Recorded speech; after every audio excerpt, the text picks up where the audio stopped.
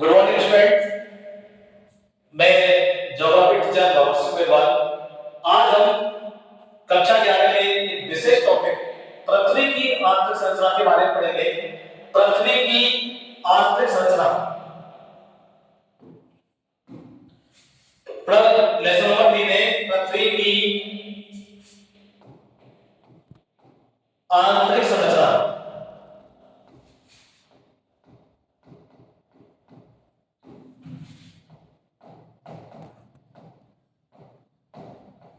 The interior of earth, the interior of अर्थ। तो देखिए बच्चों, पृथ्वी की आंतरिक संरचना किस प्रकार से है? पृथ्वी ठोस अवस्था में है, द्रव अवस्था में या गैसीय अवस्था में? अभी तक किसी के बारे में विद्वानों को अभी तक कोई पता नहीं चला है कि पृथ्वी किस अवस्था में। तो इसका पता सिर्फ अनुभव के आधार पर लगाया जाता है, स्रोतों के आधार पर। तो पृथ्वी की आंतरिक संरचना के दो प्रकार के स्रोत हैं। The interior of earth, two type source, direct source and indirect source. तो पृथ्वी की आंतरिक संरचना के दो प्रकार के स्रोत हैं। एक तो है अप्रत्यक्ष स्रोत, इनडायरेक्ट सोर्स। अप्रत्यक्ष स्रोत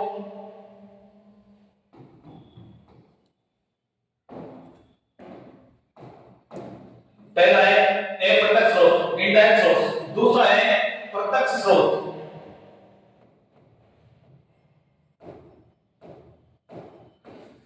अप्रत्यक्ष यानी इनडायरेक्ट सोर्स वो सोर्स कहलाते हैं जो दिखाई नहीं देते, यानी जो हम केवल अनुभव के आधार पर पता लगाते हैं। और इसके अंतर्गत आता है एक टेंपरेचर, तापमान।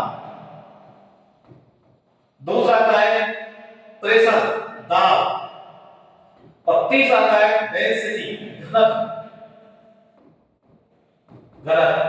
और जो डायरेक्ट सोर्स होते हैं जो दिखाई देते हैं, तो ये आपके एक तो है मैग्नेटो, ज्वालामुखी। इसके बाद में भूकंप विज्ञान के साक्ष्य, भूकंप विज्ञान के साक्ष्य।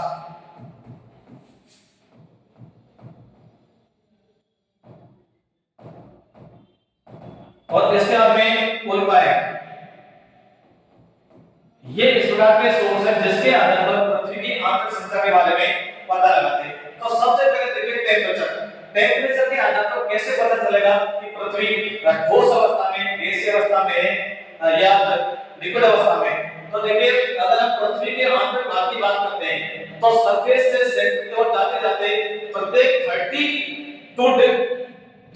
मीटर की डेप्थ पर 1 डिग्री सेंटीग्रेड टेंपरेचर की ग्रोथ हो जाती है, यानी 32 मीटर की गहराई पर 1 डिग्री सेंटीग्रेड तापमान की वृद्धि हो जाती है। इस प्रकार से पृथ्वी के जो सेंटर तक पहुंचते पहुंचते टेंपरेचर 2000 से 6000 डिग्री सेंटीग्रेड हो जाता है। तो इस आधार पर पृथ्वी का आंतरिक भाग लिक्विड अवस्था होना चाहिए, तरल अवस्था होना चाहिए, लेकिन ऐसा संभव नहीं है। इसके बाद में अगर दूसरे टॉपिक बात करते हैं प्रेशर। प्रेशर के आधार पर बात करते हैं तो पृथ्वी के आंतरिक भाग में रॉक्स पाई जाती है, जैसे इग्नियस, मेटामॉर्फिक, सेडिमेंट रॉक्स।